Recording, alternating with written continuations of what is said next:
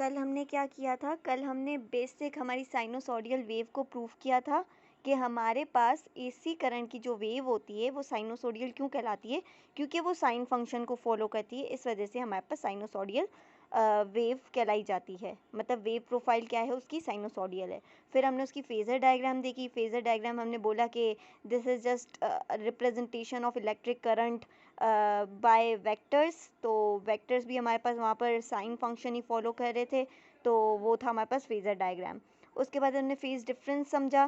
Phase difference मतलब एक ही time frame है, उसके ऊपर आपकी वोल्टेज और करंट। देखो हम एसी करंट में ज़्यादातर वोल्टेज और करंट को ही कंपेयर कर रहे होते हैं। तो एक ही टाइम फ्रेम में आपका वोल्टेज कुछ अलग है और करंट अलग है। मतलब वोल्टेज बढ़ रहा है या करंट कम हो रही है, तो एक ही टाइम में ये ऊपर नीचे हो रहा है, तो ये हम बोलते हैं कि फेज डिफरेंस है इनमें। ठीक है। फिर हमने फेस लीड का कॉन्सेप्ट पढ़ा कि वो वेव जो हमारे पास 90 डिग्री के ऊपर पहले पहुंच जाए इस वेव फेस लीड, और जो वेव रह गई वो ऑफ कोर्स फेस लैग है। तो ये हमने बेसिक चीज़ें पढ़ी थी। अब हमारा जो मेन इस चैप्टर का टॉपिक है ना, विच इज़ हम एसी करंट को, मतलब एसी सोर्स को कनेक्ट करवाएंगे प्योर कैपेसिटर के साथ, प्योर रेजिस्टर के साथ और प्योर इंडक्टर के साथ। देखो एसी जो हमारे पास सोर्स है ना, हम इसको किससे रिप्रेजेंट करते हैं? हम एक सर्कल बनाते हैं और उसके साथ हम ऐसा बना लेते हैं, इसको हम बोलते हैं दिस इज़ एसी सोर्स। ये जो हमारे पास होता है ना, ये होता है हमारे पास एसी सोर्स। तो भाई डीसी सोर्स को हम कैसे रिप्रेजेंट करवाते हैं? डीसी को हम ऐसे करवाते हैं, एक पॉजिटिव टर्मिनल हो गया, ये कुछ है, और ये एक नेगेटिव टर्मिनल है। ये हमारे पास होती है डीसी सोर्स। तो अभी जो हम अपने सर्किट्स में कनेक्ट करेंगे ना, जैसे हम कैपेसिटर बनाएंगे, रेजिस्टर बनाएंगे, इंडक्टर बनाएंगे, हम अपने एसी सोर्स को यूज़ करेंगे, बिकॉज हम एसी पढ़ रहे हैं, AC source through pure capacitor, resistor और इंडक्टर, मतलब हम इसको कनेक्ट करेंगे। ठीक है। अब हम केस ले लेते हैं, हम ले लेते हैं रेजिस्टर का, कि पहले हम प्योर रेजिस्टर ले रहे हैं। हम क्या कर रहे हैं? हम प्योर रेजिस्टर ले रहे हैं। मतलब हम अपने एसी सोर्स को कहाँ कनेक्ट करवा रहे हैं? रेजिस्टर में कनेक्ट करवा रहे हैं। अब मैं अगर रेजिस्टर की डायग्राम एक बना लूँ, तो मेरा क्या रेजिस्टर की डायग्राम ऐसे होती है। ये फॉर सपोज मेरा कोई भी लोड है जिसको मैंने आर मतलब रेजिस्टर का नाम दूंगी। This is my R which is any load. आप यहाँ पे बल्ब भी बना सकते हो, वो भी रेजिस्टर का ही काम करेगा। ठीक है, एक मिनट।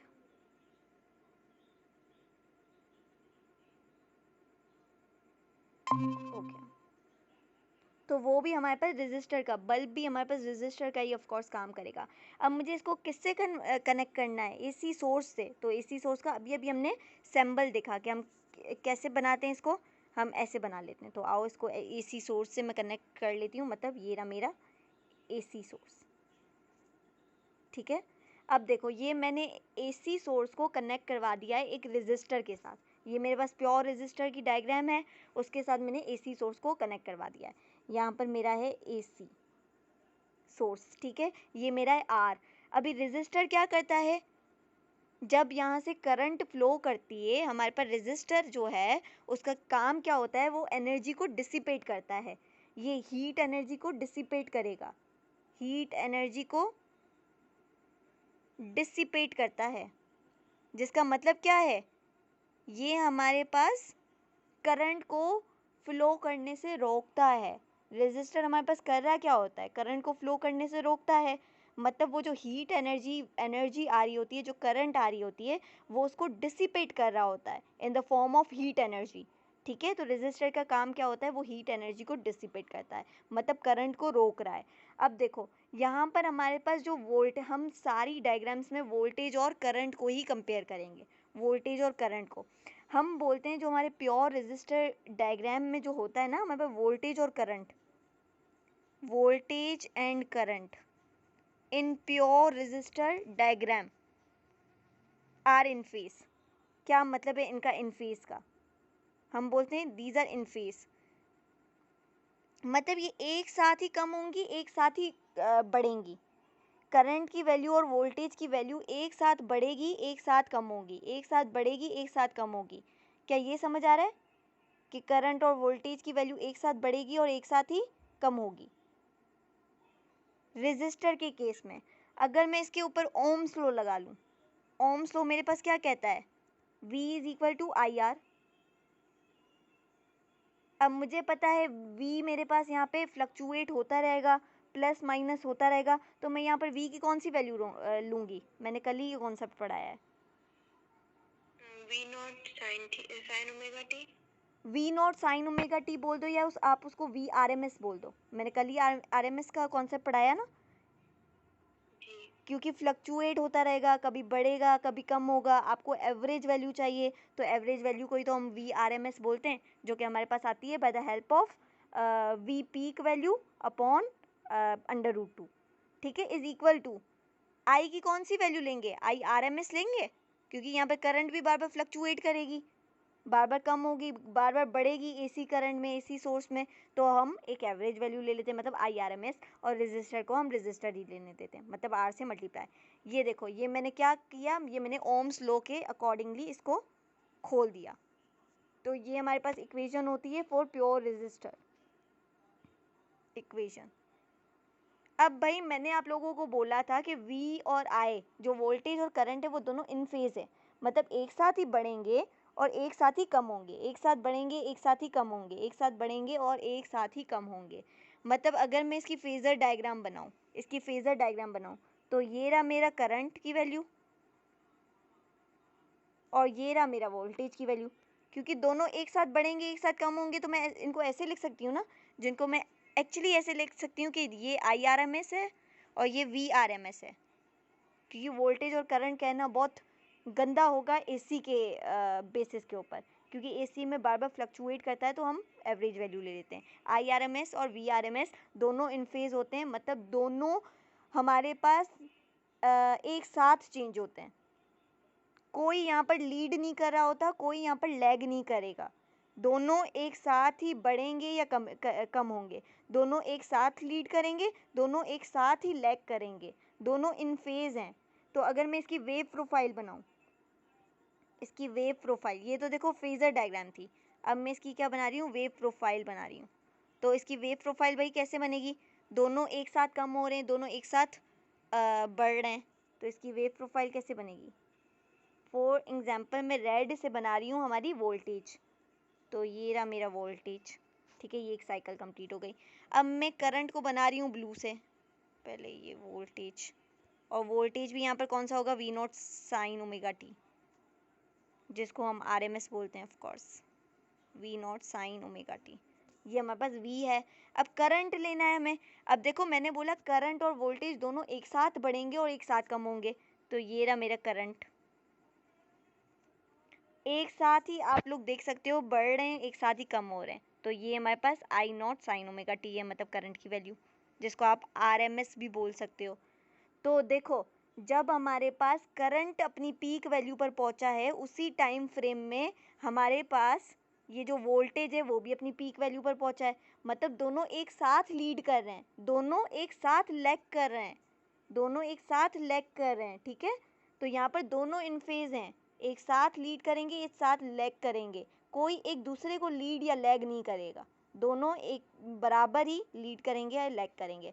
लेकिन यहाँ पर अब आप एक डिफरेंस देखो, यहाँ पर जो मैंने फेजर डायग्राम बनाई है, इसमें मैंने वी आर एम एस का वेक्टर थोड़ा बड़ा बनाया है, मतलब इसका थोड़ा मैग्नीट्यूड मैंने बड़ा बनाया है। इसको हम क्या बोलते हैं, इसकी लेंथ को मैग्नीट्यूड बोलते हैं ना, और इसकी लेंथ को क्या बोलेंगे, मैग्नीट्यूड बनाएंगे बोलेंगे। तो वी आर एम एस का मैग्नीट्यूड बड़ा है as compare to I R M S, मतलब करंट के हिसाब से वोल्टेज का हमारे पास मैग्नीट्यूड बड़ा है। आप यहाँ पर भी देख सकते हैं, पीक वैल्यू जो वोल्टेज की है वो ज़्यादा है as compare to peak value of current. Reason क्या है, मुझे रीज़न बता दो, व्हाट्स द रीज़न?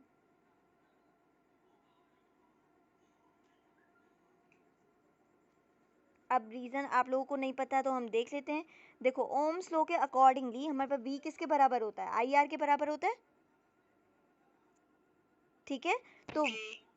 तो V हमारे पास क्या है, actually product of I and R है, product of I and R है।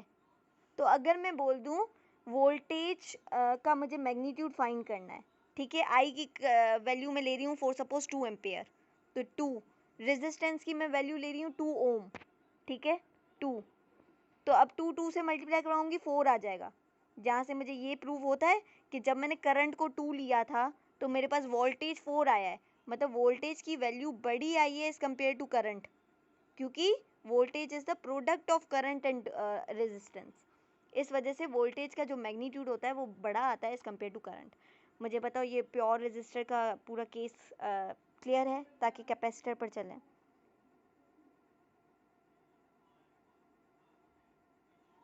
Let's conclude it. क्या पढ़ा?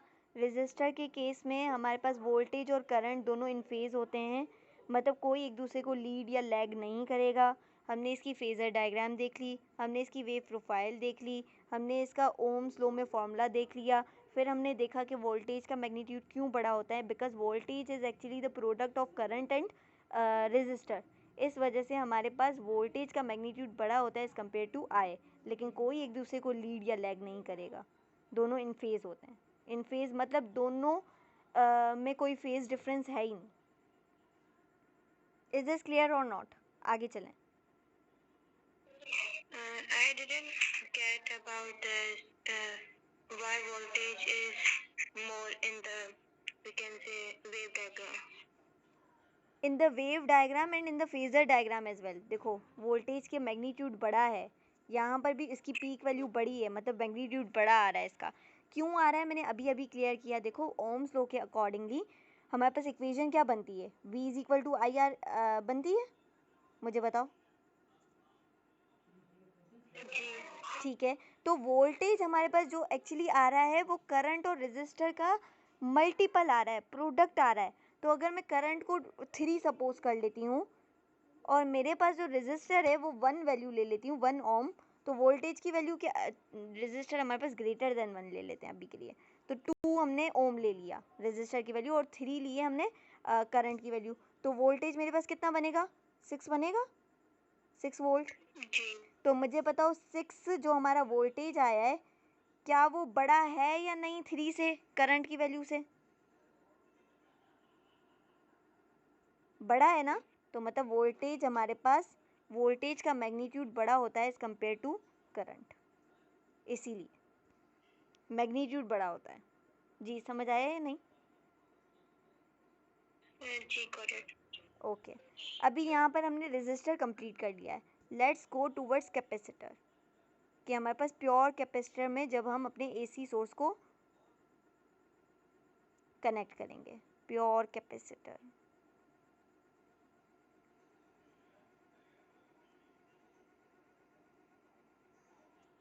अब देखो प्योर कैपेसिटर, पहले तो हमें कैपेसिटर की थोड़ी डायग्राम देख लेते हैं, कैपेसिटर की डायग्राम क्या होती है। कैपेसिटर में आपके पास 2 प्लेट्स होती हैं, ये मेरे पास 2 प्लेट्स हैं, ठीक है, ये हमारे पास मेटल की 2 प्लेट्स होती हैं, इनको हम कनेक्ट कर लेते हैं। अब देखो कैपेसिटर में हमारे पास चार्जिंग का भी प्रोसेस हो रहा होता है, डिस्चार्जिंग का भी प्रोसेस हो रहा होता है, ठीक है। अगर मैं इसको पहले कनेक्ट करवा रही हूँ बैटरी के साथ, बैटरी मतलब एसी करंट, और एसी करंट का क्या था सिंबल, ये था ना कि पॉजिटिव और नेगेटिव टर्मिनल बना दो, मतलब मैं इसको एसी के साथ कनेक्ट कर रही हूँ। तो जब मैं इसको डीसी के साथ कनेक्ट करूँगी, मतलब बैटरी के साथ कनेक्ट करूँगी, तो मुझे बताओ ये इलेक्ट्रॉन मूव करना स्टार्ट करेंगे, यहाँ से मूव करेंगे, मूव करेंगे, मूव करेंगे, और यहाँ पर आके डिपॉजिट होते रहेंगे, यहाँ पर पूरे आके डिपॉजिट होते रहेंगे। मतलब ये क्या हो रहा है, कैपेसिटर चार्ज हो रहा है जब हमने इसको बैटरी के साथ कनेक्ट किया है, और उसी पोटेंशियल डिफरेंस की वजह से यहाँ पर negative charge positive charge accumulate होना स्टार्ट करेंगे, ठीक है। तो मतलब पहले इनके बीच में वो पोटेंशियल डिफरेंस था क्या, प्लेट के ऊपर पहले चार्जेस थे, मुझे बताओ। नो नहीं थे, मतलब पोटेंशियल डिफरेंस क्या था पहले, मिनिमम, बोल सकते हैं मिनिमम, या ज़ीरो के इक्वल, मतलब मिनिमम। फिर हमने जब इसको बैटरी के साथ कनेक्ट किया तो हमने देखा कि करंट फ्लो करना स्टार्ट कर दिया, मतलब करंट अभी क्या है, मैक्सिमम है, और वोल्टेज हमारे पास मिनिमम है। तो मुझे बताओ पहले पीक वैल्यू पर कौन पहुंचेगा, या पहले अपना फेज 90 पर कौन पहुंचेगा,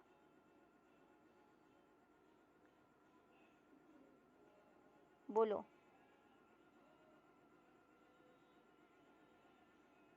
ये हम सारी बात करें टाइम t = 0 पर। जब टाइम 0 था तो पोटेंशियल डिफरेंस प्लेट्स के बीच में कुछ भी नहीं था। फिर हमने करंट दी, तो मतलब करंट पहले अपनी मैक्सिमम वैल्यू पर पहुंचेगा ना, पहले अपनी पीक वैल्यू पर पहुंचेगा। तो मैं क्या बोल सकती हूँ कि ये करंट हमारे पास लीड कर रहा होता है इन द कैपेसिटर। और अगर कोई एक चीज़ लीड कर रही है तो दूसरा ऑफ कोर्स लैग कर रहा है। मुझे बताओ ये कॉन्सेप्ट क्लियर है कि करंट लीड करेगा इन द प्योर कैपेसिटर और वोल्टेज हमारे पास लैग करेगा। अब भाई मैं अगर इसकी फेजर डायग्राम लिखूं, फेजर डायग्राम बनाऊं, फेजर डायग्राम, तो फेजर डायग्राम में हम कैसे रिप्रेजेंट करते हैं? वेक्टर के साथ रिप्रेजेंट करते हैं। तो अभी हम इसको फेजर डायग्राम पर कर लेते हैं।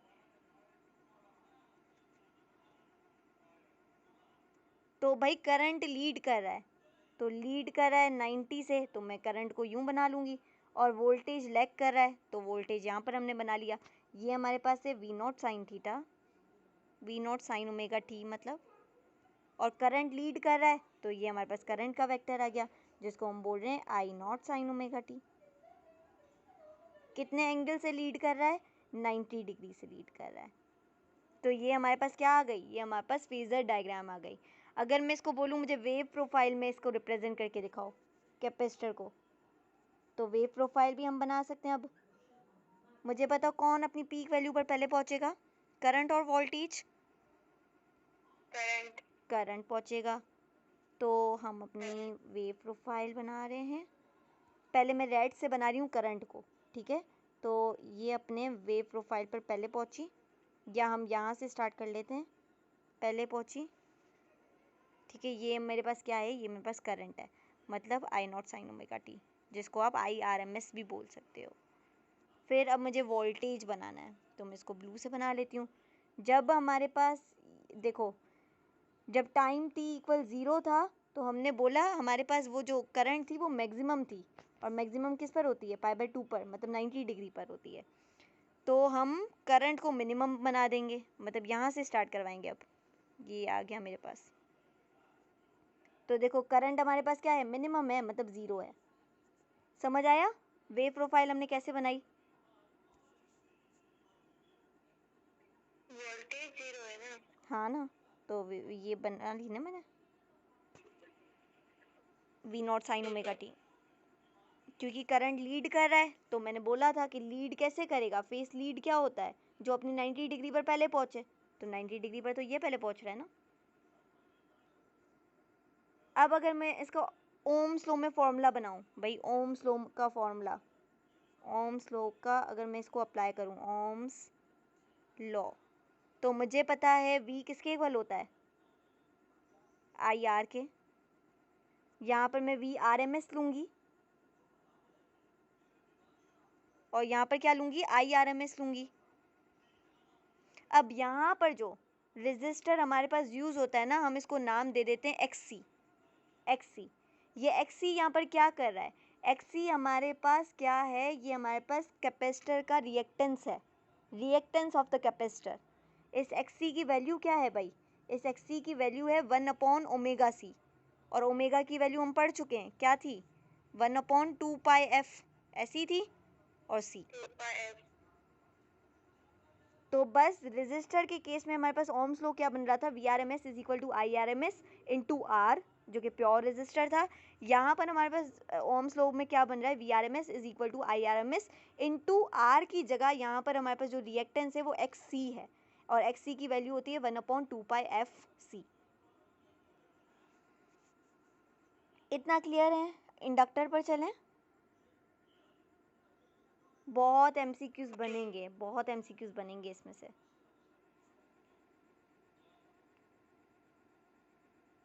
तो अभी के लिए जी,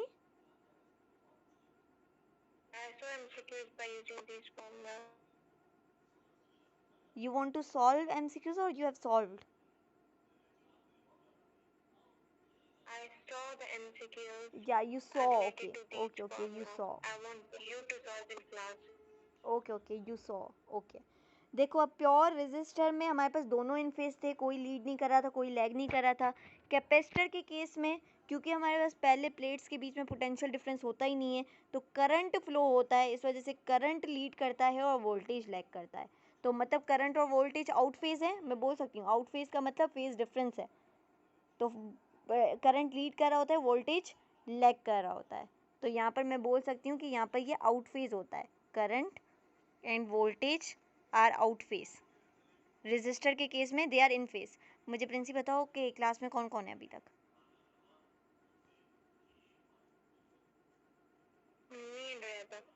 ओके, या जनीरा will be studying from video. ठीक है, अब हम पढ़ लेते हैं अपने प्योर इंडक्टर का केस।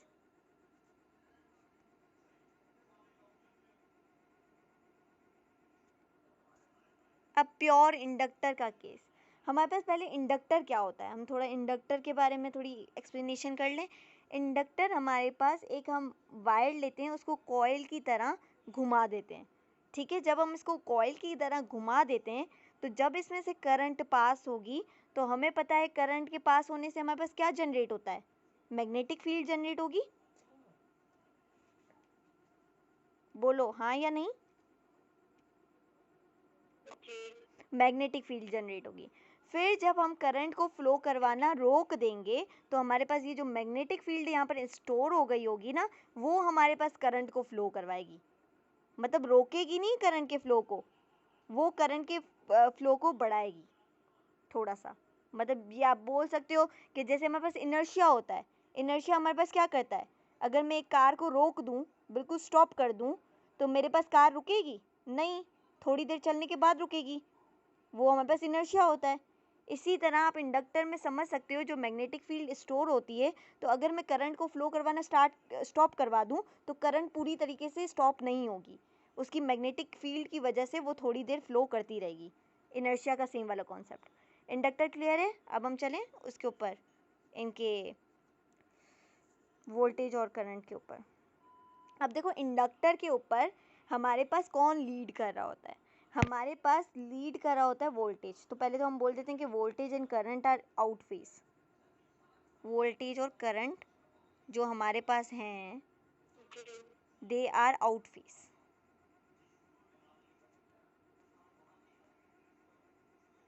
आउट फेज मतलब क्या, फेज डिफरेंस आएगा यहाँ पर।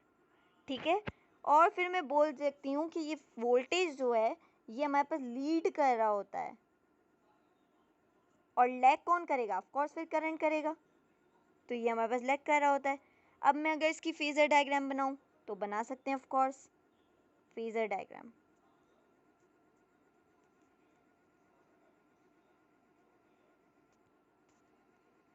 फेजर डायग्राम, मुझे बताओ इसकी फेजर डायग्राम लीड कौन कर रहा है, करंट और वोल्टेज?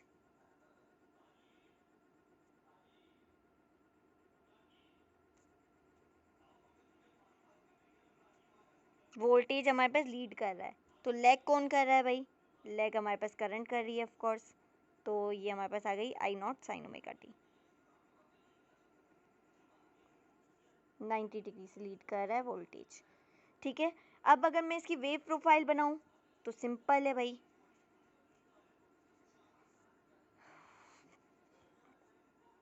वेव प्रोफाइल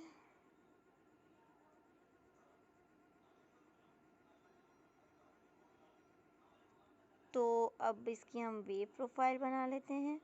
लीड कर रहा है हमारे पास वोल्टेज, तो वोल्टेज को मैं रेड से बना रही हूँ, 90 से स्टार्ट करवा लेते हैं। ये हमारे पास आ गया वोल्टेज, ठीक है, जिसको हम बोल देते हैं VRMS। फिर कौन लैग कर रहा है, करंट लैग कर रही है, तो हम इसको यहाँ से स्टार्ट करवाते हैं। ये हमारे पास क्या है, IRMS। तो फेस लीड भाई, पहले अपने 90 डिग्री पर कौन पहुँच रहा है, वोल्टेज पहुँच रहा है π/2 पर, तो इसको हम बोल देते हैं फेस लीड, मतलब करंट लीड कर सॉरी वोल्टेज लीड कर रहा है। और फिर हमारे पास IRMS पहुँच रहा है अपने 90 डिग्री पर, तो हम इसको बोल देते हैं लैग कर रही है 0 डिग्री पर। मुझे बताओ इतना क्लियर है, ताकि ओम्स लॉ इसके ऊपर भी अप्लाई कर दें।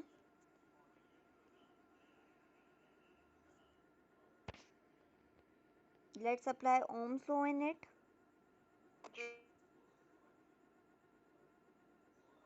ओम्स लॉ, अब मुझे बताओ V is equal to IR होता है,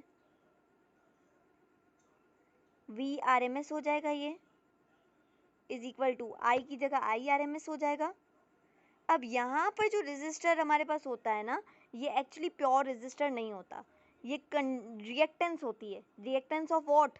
रिएक्टेंस ऑफ इंडक्टर होती है, जिसको हम एक्स एल के साथ रिप्रेजेंट करते हैं। जैसे कैपेसिटर में हमने एक्स सी से रिप्रेजेंट किया था, उसकी वैल्यू थी 1/2 पाई एफ सी।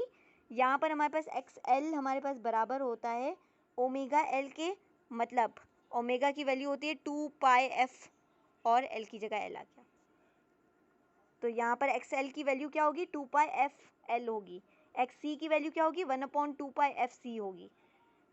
तो मुझे बताओ, क्लियर है ये एक्स सी एक्स एल और इनका ओम्स लॉ, फेजर डायग्राम और वेव प्रोफाइल क्या लीड कर रहा होता है, क्या लैग कर रहा होता है? अभी तक जितना समझ आया बताओ मुझे। Yes. पूरा समझ आ गया है?